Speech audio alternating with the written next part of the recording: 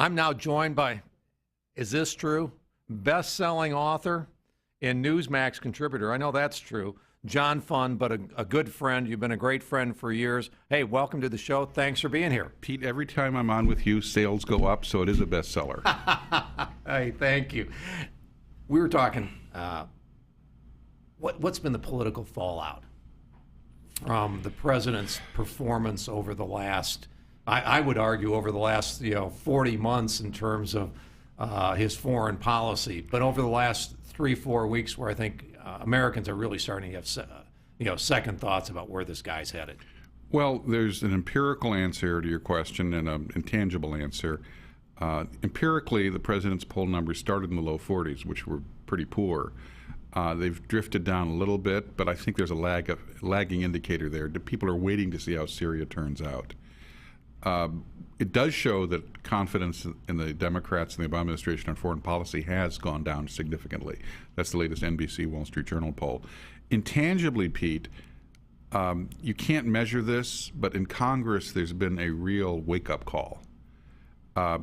As one member of Congress told me, I remember Hillary Clinton's commercial in 2008, which was a ringing who's phone. Gonna pick up the phone in the middle of the night? Who's going to answer the 3 a.m. phone call? Well, we found that out in Benghazi. We know one person who didn't answer the phone. Well, what this member of Congress told me, Pete, was, so now we know that he can't even answer the 3 p.m. call. Yeah.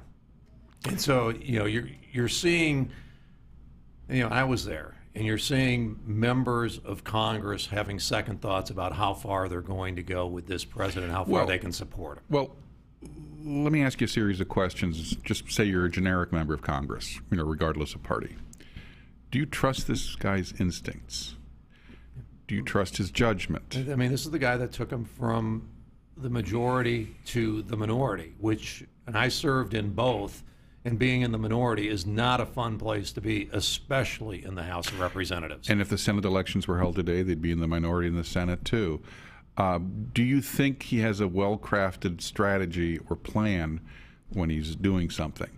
I mean, we all know Obamacare was ad hoc. It was cobbled together like a Rube Goldberg machine. And we'll find out in a few days how cobbled up it was. Exactly.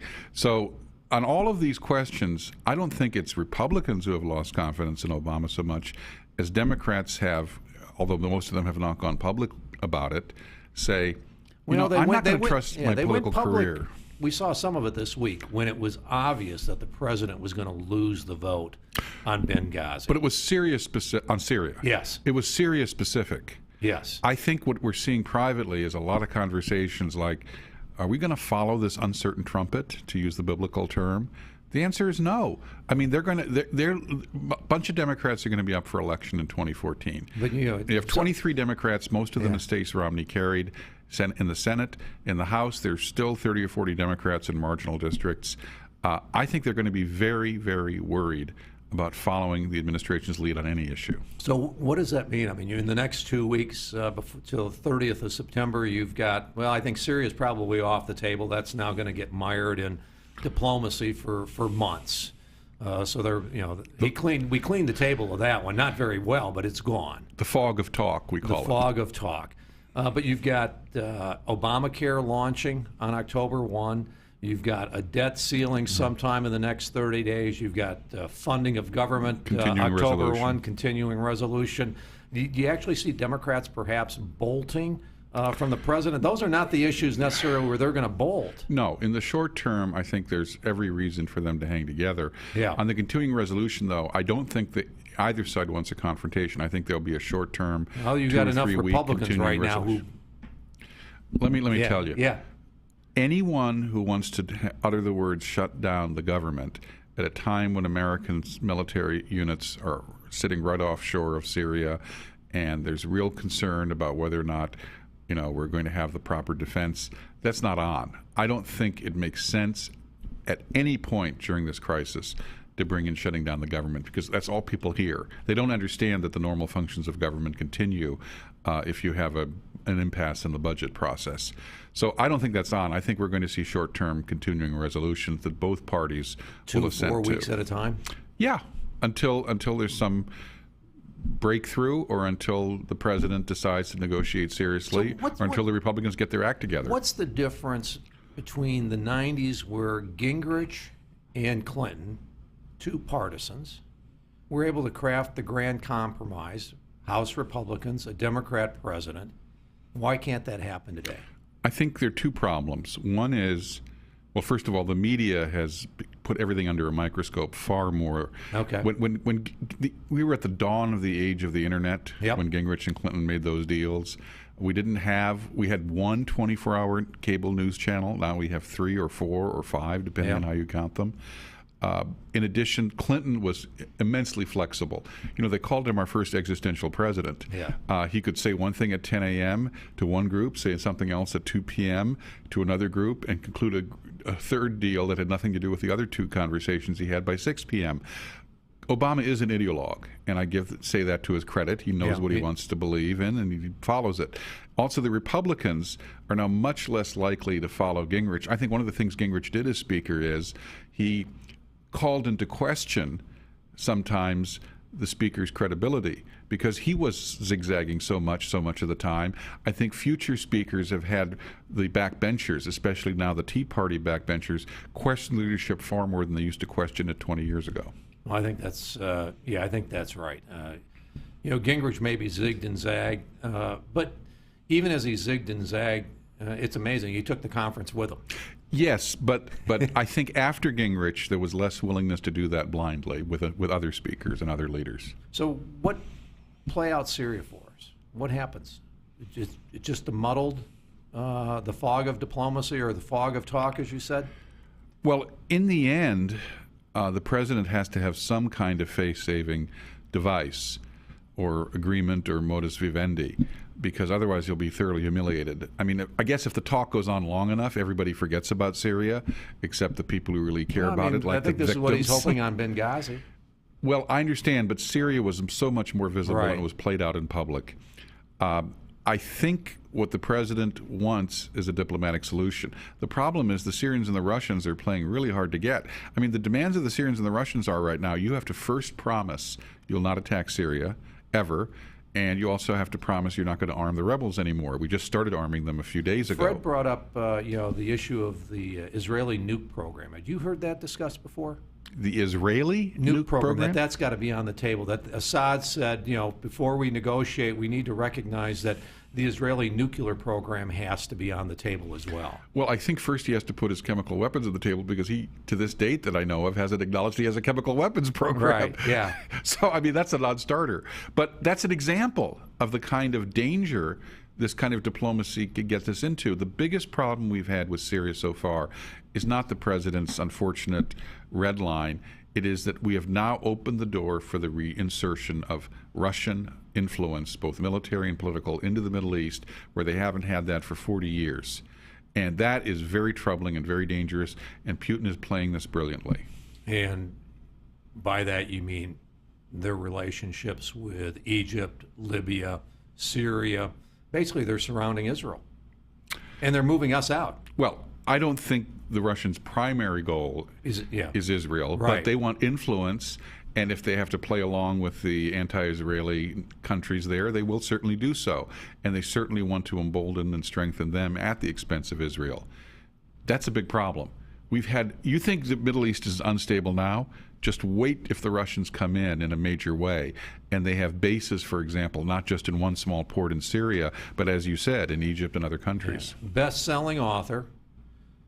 And with National Review and right. But best-selling author. Your response, Senator Menendez says, I wanted to vomit when I saw the op-ed by Putin.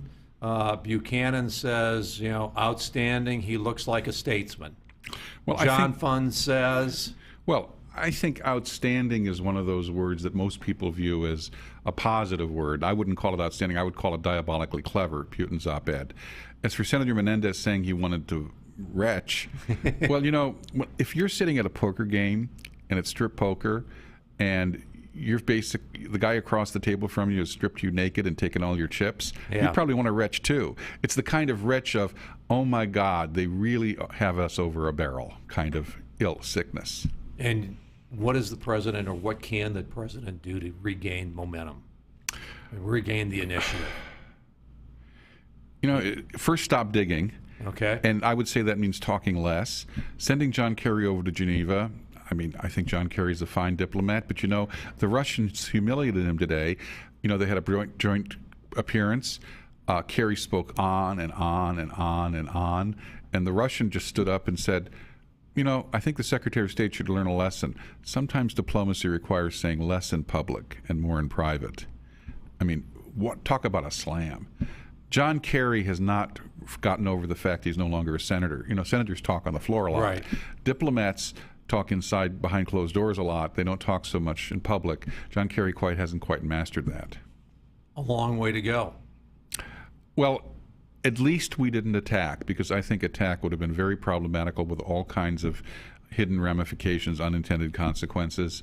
And so we're in a better place than we were a week ago. I also, I certainly did not relish the prospect of both houses of Congress, and it would have probably been both houses, repudiating the president on a foreign policy issue. I don't think that certainly would have hurt him. I don't think it also would have helped the country at all. Yeah, you think when the president went on TV that Saturday, without consulting anyone, except his chief of staff and maybe a couple close advisors. Do you think he thought he was going to be able to win that vote? Well, when has a president not won such a vote? I think what he should have figured out is, remember, part of his stepping back from attacking Syria was Thursday, 2 days before he threw the ball to Congress's lap, David Cameron had lost the first vote of confidence on a foreign policy issue regarding war since 1782. I think that should have been a signal to President Obama, this could happen to you. Instead, he decided to roll the dice and throw it in Congress's lap without a compelling tactical and strategic vision of what he was going to do and what the consequences could be if he did it. And he didn't whip or didn't talk to his team of saying, hey, I throw this out there. We've got, what are you hearing from the Hill? Can we win this vote? Well, two problems. One, he didn't do that. And secondly, even if he had done that, he might not have gotten very good intelligence. He probably has the worst relationship with Capitol Hill in terms of maintaining contact and communication, both with Republicans and his fellow Democrats, of any president in modern times. Yeah, I mean, I lived through the Clinton years, but you always knew who your contact was at the Clinton White House. They did stop by. They would return phone calls. They would return phone calls. They would engage.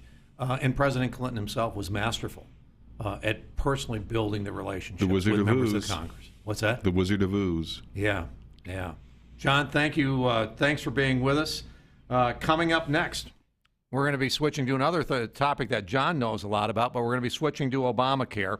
One of the president's major allies, they've turned their back on the controversial health care law. Find out who that was, and we're going to be joined by Sally Pipes from the Pacific Research Institute. I'm Pete Hoekstra, filling in for Steve Malzberg. More after this. Thanks, John.